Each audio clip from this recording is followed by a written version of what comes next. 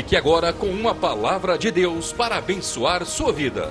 Um culto realizado na Igreja Assembleia de Deus, Catedral da Família, em Goiânia, Goiás. Bom, então a pergunta é: você deseja Deus? Eu não sei se vocês estão vendo aqui nessa luz, tem as mãos de Deus aqui, estão vendo? Tá, então a pergunta é: você deseja Deus? Ok? O que significa amar a Deus? Amar a Deus é uma coisa muito ampla. O ideal é que se a gente tivesse tempo, a gente pudesse dar oportunidade para algumas pessoas dizerem o que para elas é amar a Deus.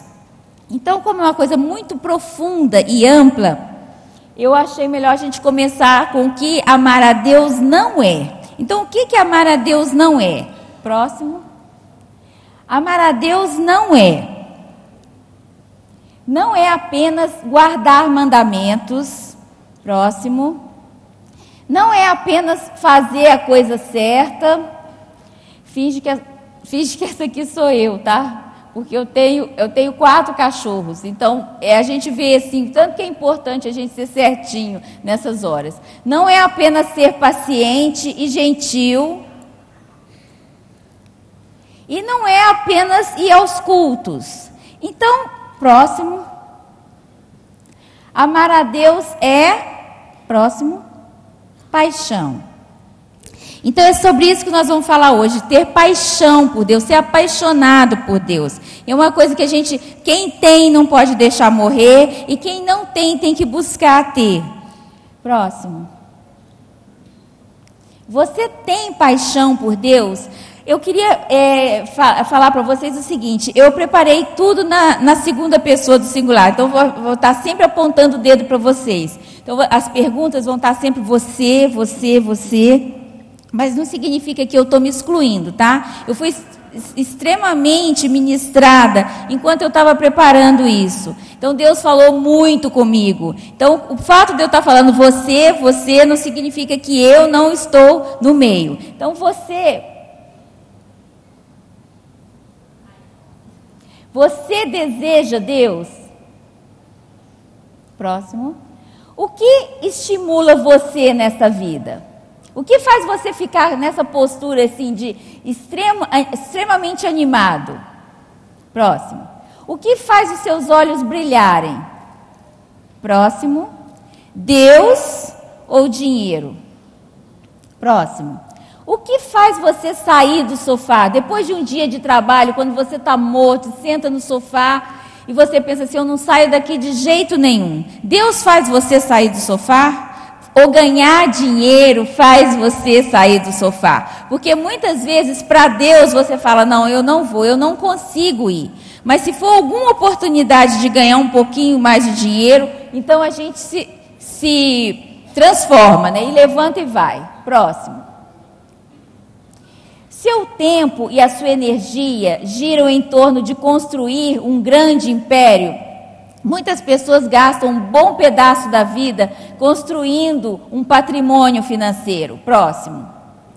Depois o seu tempo e o seu dinheiro é gasto em manter esse grande império.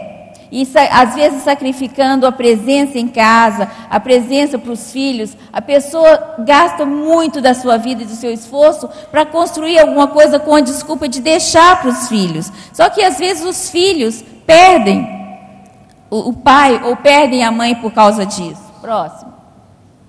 Depois de tudo construído, o seu tempo é gasto em servir a esse império que você construiu. Próximo.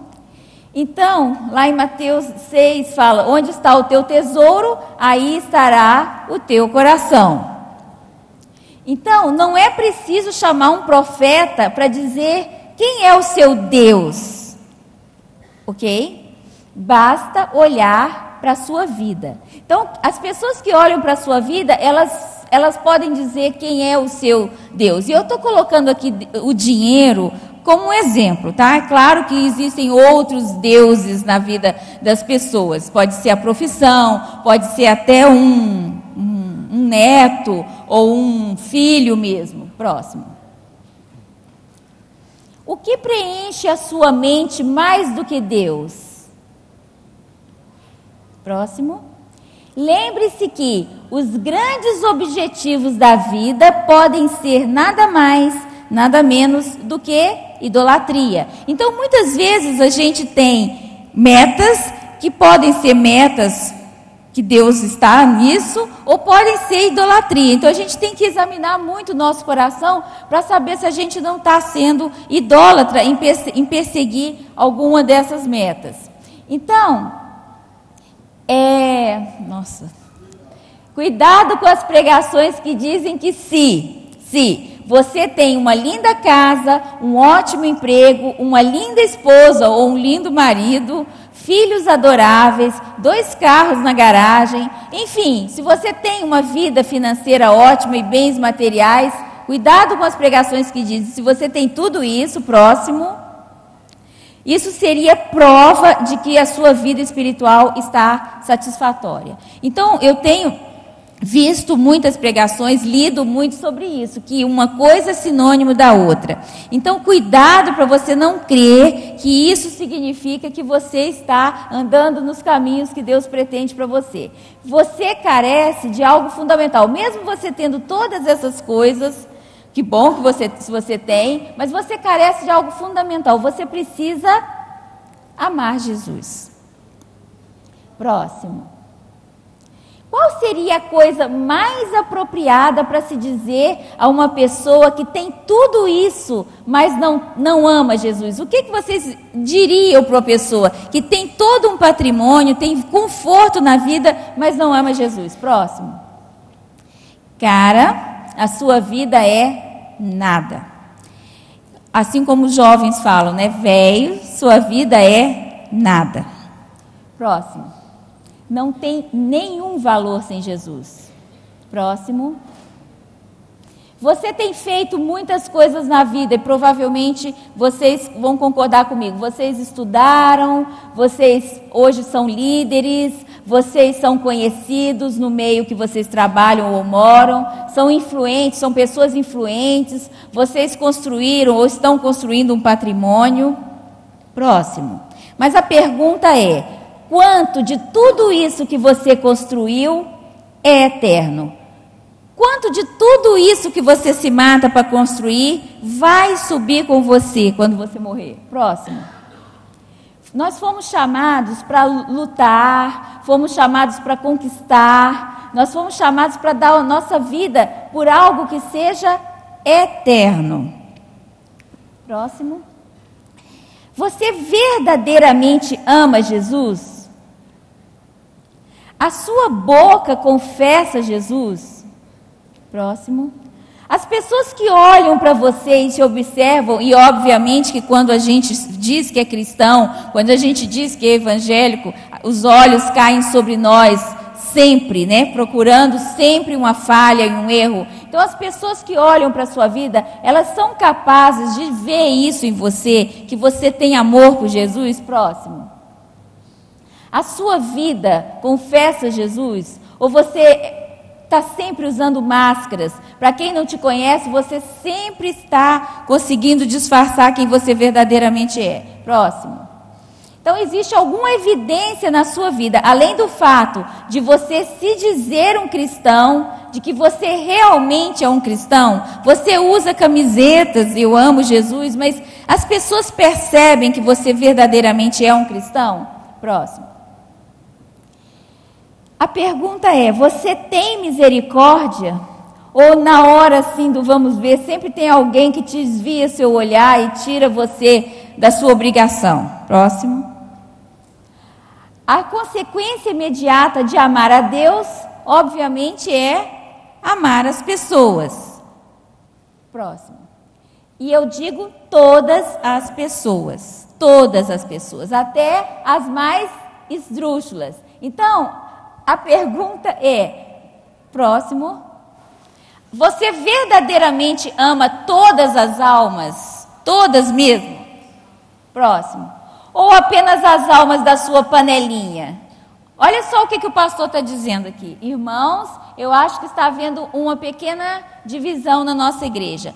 Vocês acham esse negócio de panelinha é uma coisa que acontece no meio evangélico? Eu não... Muito bem, muito bem. Então, a pergunta é: você ama a Deus e você ama todas as almas mesmo? Próximo. Aquele que odeia seu irmão não tem nada a dizer a ninguém sobre vida cristã. Sua boca é fechada porque não ama. Concordam? Aquele que odeia seu irmão anda em trevas e toda a sua vida está em trevas. Então é uma pessoa que não pode falar de cristianismo. Próximo. É impossível ter um relacionamento adequado na vertical, nós e Deus. Não acabou não. Sem ter um relacionamento adequado na horizontal. Então é impossível. Se a gente não ama mesmo as pessoas, inclusive as pessoas mais insuportáveis, como é que nós vamos ter um relacionamento na vertical? Próximo. Você verdadeiramente confia em Deus? Olha, gente, quando a situação fica assim, em trevas mesmo, que é a hora que a gente consegue provar que confia mesmo, que acredita que Ele está nos levando. Então você é assim, você confia em Deus? Próximo. Todos nós passamos por momentos difíceis, todos nós passamos por momentos de muita luta. Próximo. Vamos? Todos nós passamos por momentos de tentação. Todos nós passamos por situações de tentação, principalmente nas áreas em que a gente se converteu. Então, o diabo sabe muito bem em que área ele vai nos tentar. Então, nas áreas que normalmente a gente venceu, que a gente nasceu novamente, são as áreas que ele vai atrás. Então, nós passamos por momentos difíceis, momentos de tentação. Próximo. Mas as pessoas que olham para a sua vida seriam capazes de afirmar, que você tem uma paixão. Já pensou se a gente pudesse diagnosticar a paixão por Jesus com um eletrocardiograma? Se a gente pudesse pegar um cristão, fazer um eletrocardiograma e no momento do exame, o médico ou o técnico falasse assim, Jesus, e você formasse um coraçãozinho, sim? E aí a gente poderia separar a igreja, as pessoas apaixonadas das que ainda não são apaixonadas. Próximo. Então, se você tem uma paixão não pelo trabalho, não pela igreja, não pelo ministério, nem por um pastor ou por um líder, mas por Deus e Jesus e a pessoa de seu filho. Próximo. Então, cristianismo é isso, gente, é paixão. Próximo. É um coração assim, pegando fogo, porque sabe que foi comprado pelo sangue do Filho de Deus. Você realmente ama esse Deus? Próximo. Você se sente constrangido pela grandeza do seu amor? Uma das coisas que marcaram a minha vida foi porque Deus me tirou da onde eu estava. Eu não era evangélica e eu acreditava sempre que eu era muito boa, muito justa e acreditava na minha salvação porque eu era boa e tinha boas obras. Então Deus permitiu que eu passasse por situações de muita dificuldade, muitos problemas financeiros graves, problemas de casamento graves, e quando eu já não sabia mais o que fazer, eu vim para a igreja evangélica. E Ele não resolveu o meu problema imediatamente. Deus segurou a situação uns quase 3 anos, porque Ele sabia que a hora que eu conseguisse vender um apartamento que a gente tinha para vender, provavelmente eu me separaria do meu marido. Então Ele manteve a gente amarrado um ao outro durante 2 anos e meio. Quando vendeu o apartamento, vendeu em 20 parcelas.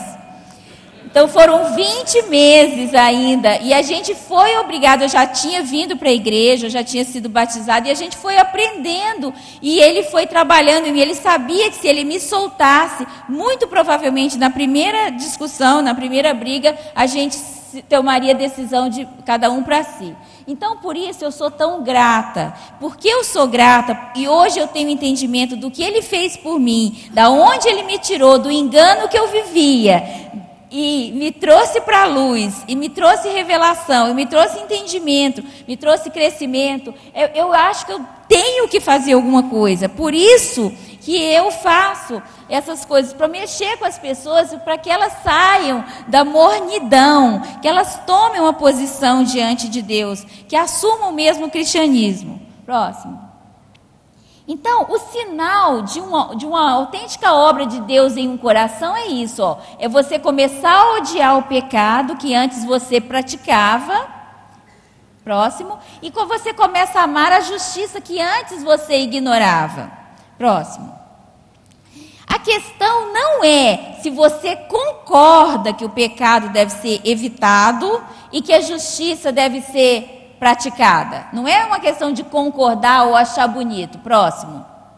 A questão é, isso é uma realidade na sua vida? Você hoje odeia o que você fazia antes? E hoje você ama a justiça de Deus, que você não dava bola para ela antes? Próximo.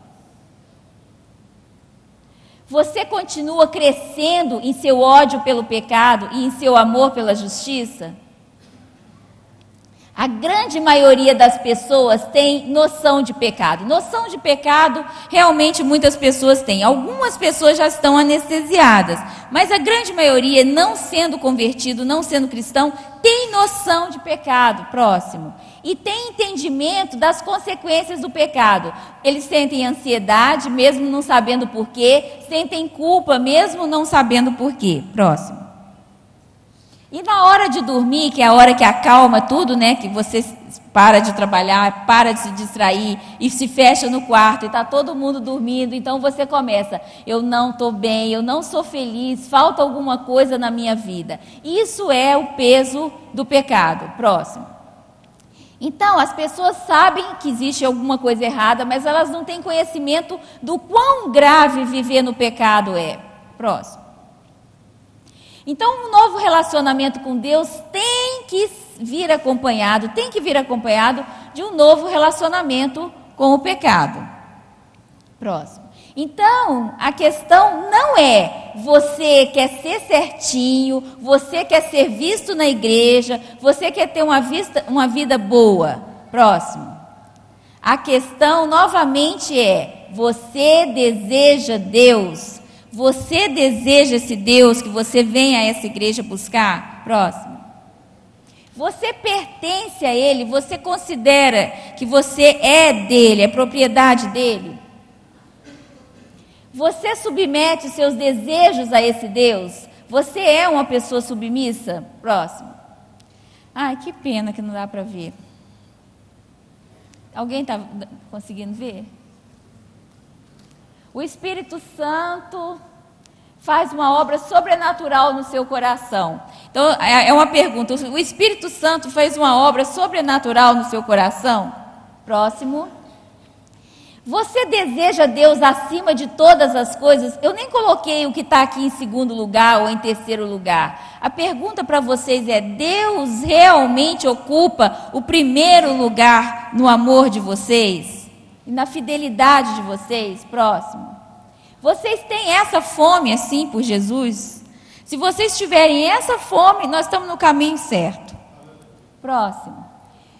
Mesmo que você tenha vivido uma vida inteira afastado de Jesus, você agora o ama acima de tudo e de todos.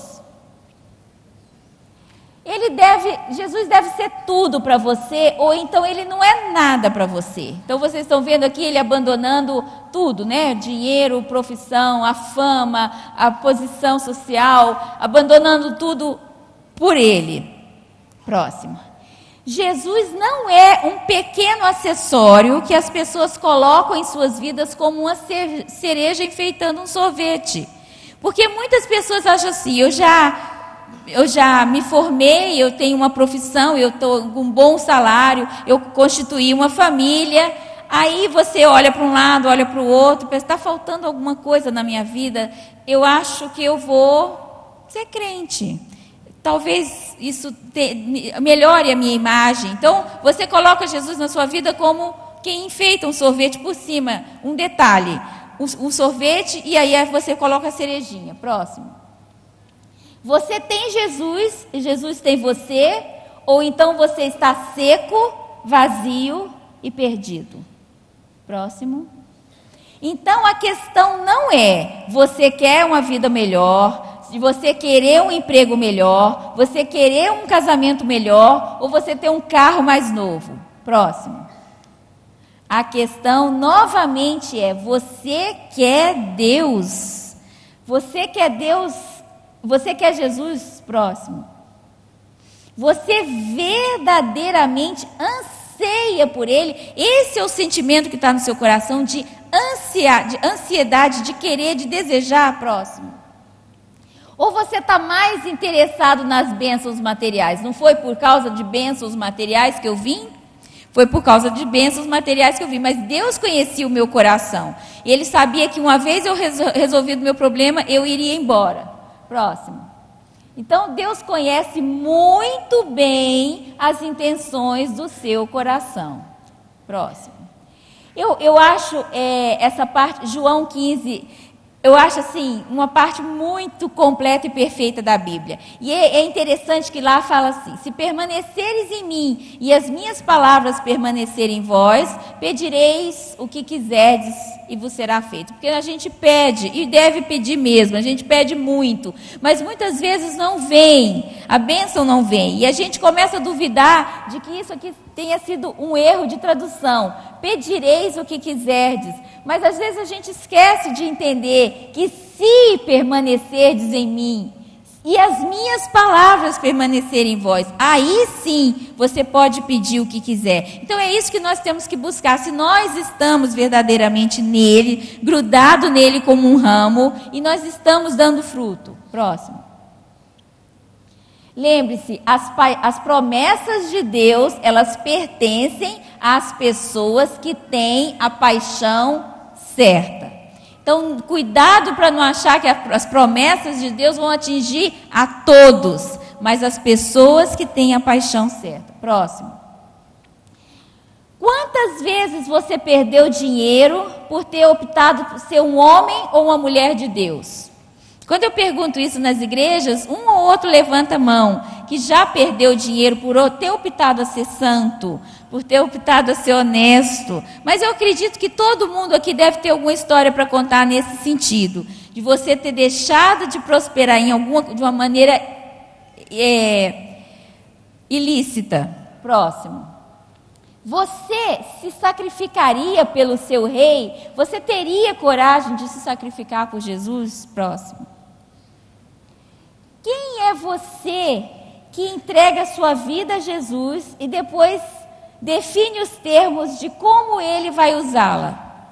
Quantas vezes a gente fala, eis-me aqui está a minha vida, mas depois você começa a falar, não, isso eu não faço, isso também não, isso também não, isso eu também não faço. Próximo. Aqui um exemplo, ó. Você tem limite para obedecer? Aí ele está falando, Senhor, tu podes me dar uma outra opção? Próximo. Por quê? Porque falar de ti no trabalho não combina comigo. Isso é só um exemplo. Então, às vezes, entrega a vida, mas você começa a definir os termos de obediência. Próximo. Se você tem limites para obedecer, algo está errado com o seu cristianismo. Próximo. Você é servo de Deus? Você se considera servo de Deus? Ou você acha que Deus fez você e depois Ele deve servir você? Próximo. Qual é o seu critério de servir? É uma cruz com rodinhas? Vocês estão vendo que a cruz tem rodinhas? Então é esse o critério que você tem para servir a Deus? Uma coisa assim bem fácil, bem tranquila, sem muito sacrifício? Próximo. sigo Jesus só até esse ponto. Então é o que eu estava falando, você é capaz até de delimitar para Deus até onde você vai por Ele. Você passa um giz no asfalto e fala, Senhor, a partir daqui eu não vou. Eu só vou até esse ponto como seu servo. Próximo. Aí o outro fala assim, qualquer coisa além desse ponto é exagero. Então o meu cristianismo é limitado até onde vai a minha conveniência. Próximo. Você se importa com o avanço do seu reino? Gente, as perguntas vão ficando piores, tá?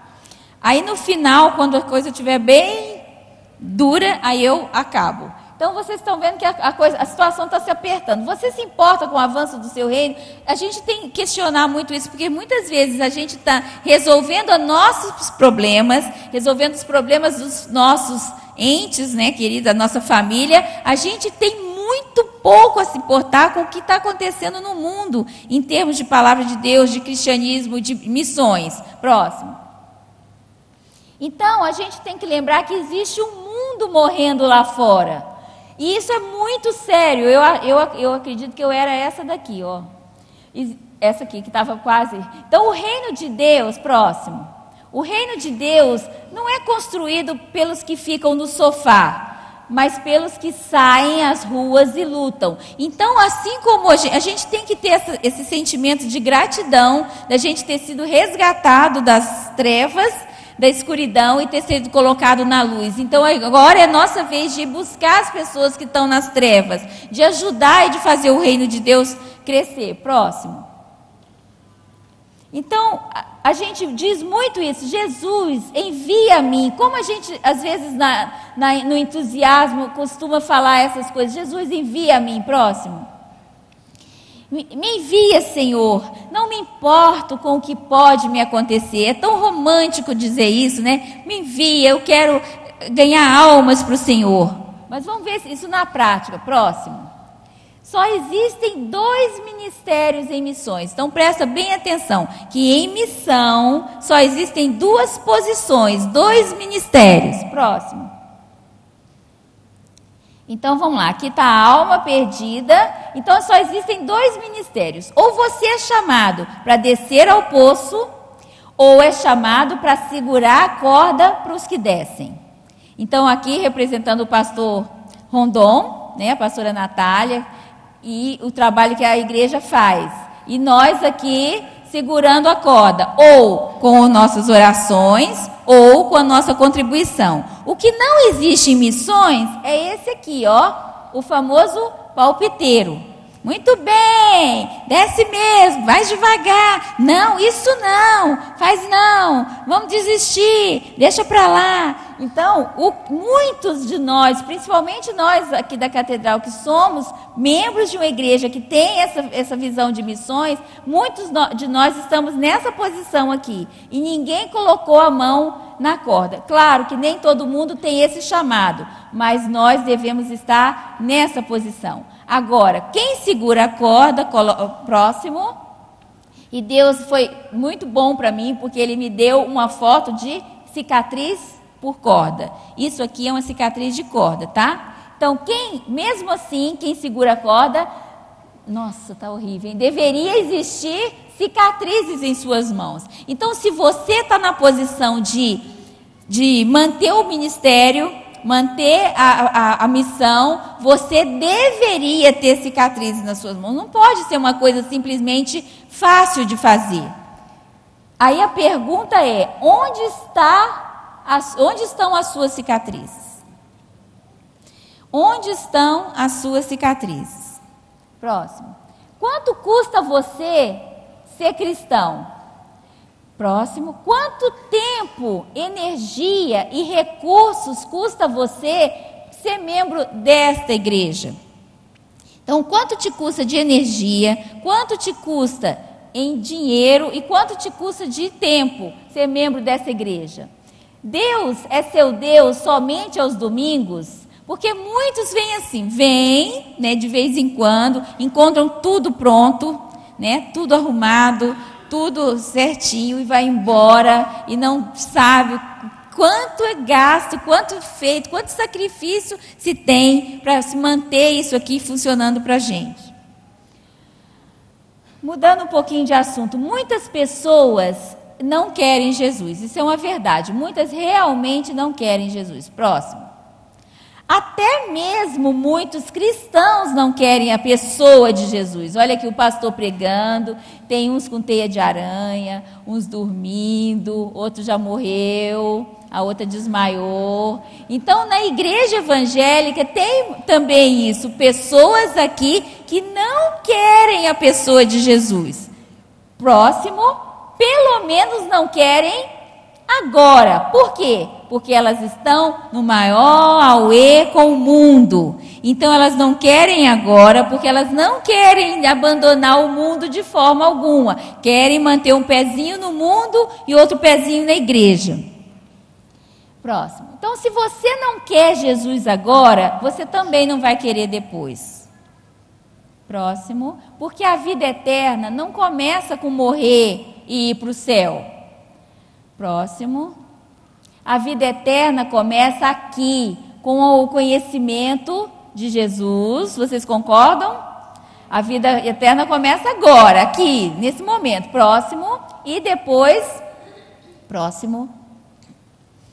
A vida eterna começa no momento em que o Espírito Santo regenera o seu coração. O próximo. E revela Jesus a você. Aí nós já estamos na vida eterna. Então a gente tem que parar com esse negócio de Jesus depois. Deixa eu viver um pouquinho mais. Deixa eu aproveitar um pouquinho mais. Eu não vou dizer não para as coisas boas do mundo. Deixa eu ficar um pouquinho aqui. Depois, mais para frente, eu vou. Próximo. Você realmente deseja conhecer Jesus? Esse é um desejo verdadeiro do seu coração. Conhecer Jesus, a pessoa dele. Próximo. Você ama a palavra de Deus? Como que você busca conhecer Jesus se você não abre essa Bíblia e lê? Você não estuda a Bíblia, como é que você vai saber o que ele pensa, o que ele quer te dizer, como ele quer te conduzir? Como que pode existir amor pela pessoa de Jesus e não estudar a palavra? Próximo. Quando buscamos Deus, passamos a ser incompreendidos. Isso vocês também reconhecem. Então, a partir do momento que a gente nasce, tem um novo nascimento, a gente passa a ser um bichinho esquisito e estranho. Então, o mundo normalmente nos rejeita. Próximo. As pessoas olham para nós com o olhar de o que há de errado com você. Você sempre foi um ovo branco. Por que agora você é um ovo caipira? Então as pessoas estranham mesmo. Quando a gente nasce de novo, as pessoas começam a perceber que existe alguma coisa diferente na gente. Próximo. Então é isso aí, ó. Elas estão rindo dele e ele está lendo a Bíblia.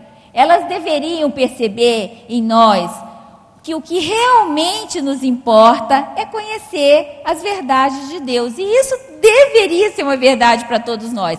Que nosso verdadeiro alimento, a nossa fome, deveria ser de conhecer as verdades de Deus. Próximo. Você suporta comentários, críticas, desprezo, às vezes até ódio por causa de Jesus? Você suporta isso? Próximo. Ou você quer ficar bem com todo mundo? Gente, não tem como ficar bem com todo mundo. Quando a gente faz uma opção, a gente passa a ser um ovo caipira mesmo no meio de um ovo branco. Então não tem como manter a situação bem com todo mundo. Próximo. Você está disposto a servir a Deus como um desconhecido, sem receber aplausos? Agora as perguntas estão se apertando um pouquinho mais. Então, você está disposto a servir a Deus sem reconhecimento dos irmãos? Próximo. Para ter mais de Deus, você tem que diminuir. E isso é uma realidade. Aqui, ó, isso aqui é ele, tá? Vocês estão vendo que é a mesma camiseta? Ele não está amassando o vizinho, não. Ele está amassando ele próprio. Então, para a gente ter mais de Deus, a gente tem que diminuir. Próximo. Vamos ver se eu consigo ler aqui. Aqui ela tá pensando o seguinte: eu até suportaria diminuir, desde que todos na igreja diminuíssem também. O que não dá é ver alguém menor do que eu sendo usado por Deus. Vocês já viram isso alguma vez? Vocês já conviveram com pessoas assim? Desde que todos diminuam, tudo bem, mas um se destacar, eu me diminuir, outro se destacar, eu não suportaria. Então isso acontece muito no nosso meio. As pessoas querem sempre se sobressair. Isso é do ser humano. Ser notado, ser respeitado, ser admirado. Então, próximo. Você está disposto a permanecer anônimo para que o reino de Deus avance? Então, você ser um ninguém, mas contanto que o reino de Deus cresça. Próximo. Mas olha aqui o raciocínio dessa aqui. Mas se eu ficar famosa, o nome dele também ficará. Então, ele pode me projetar, ele pode me colocar lá em cima, porque eu vou estar fazendo um favor para ele. Eu sendo notada, eu de quebra vou glorificar o nome de Jesus. Muita gente, infelizmente, tem esse tipo de raciocínio. Agora, olha só o próximo slide. O padrão de Deus para ele ser notado é você não ser. Vamos ler essa frase, todo mundo? O padrão de Deus para ele ser notado é você não ser.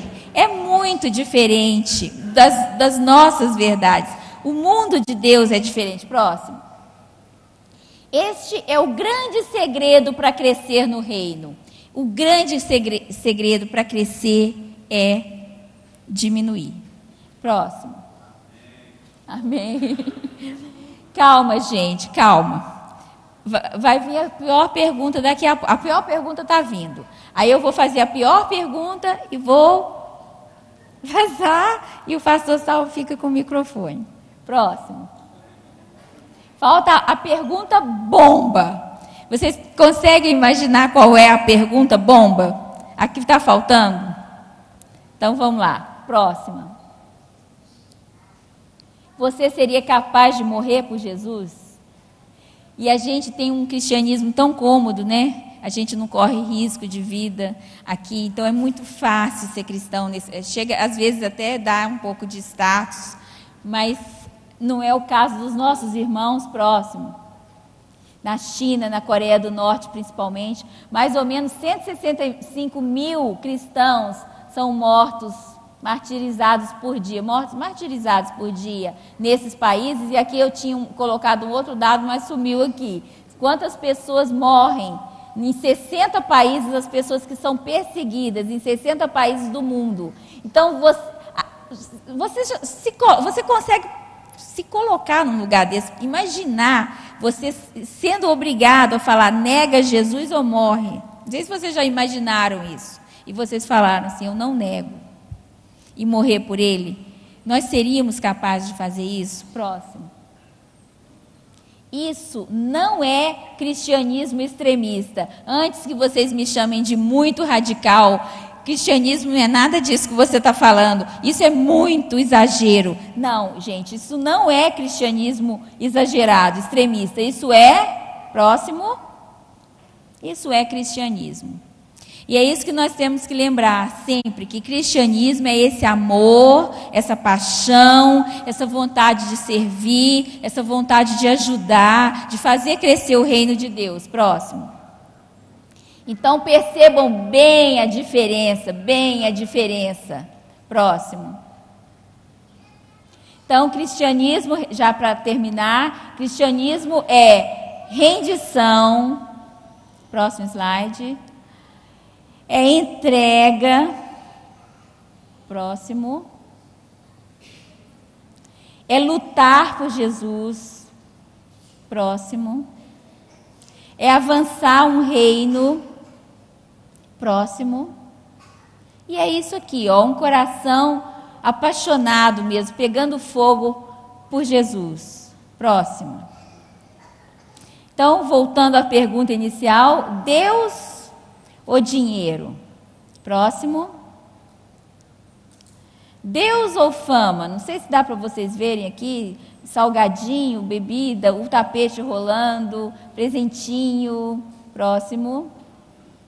Deus ou poder? Ou influência entre os homens? Próximo. Deus ou conforto? Próximo. Quem estaria disposto a arriscar tudo para ter mais de Deus? Próximo. Quem estaria disposto a arriscar tudo para ter mais de Deus? Ai, vocês não estão vendo aqui porque cortou, ele está deixando a maleta dele aqui, ó, de trabalho para seguir Jesus. Então, essa pergunta que vai ficar, essa é a última pergunta. Quem estaria disposto a arriscar tudo que tem para ter mais de Deus? Próximo e último. Acabou.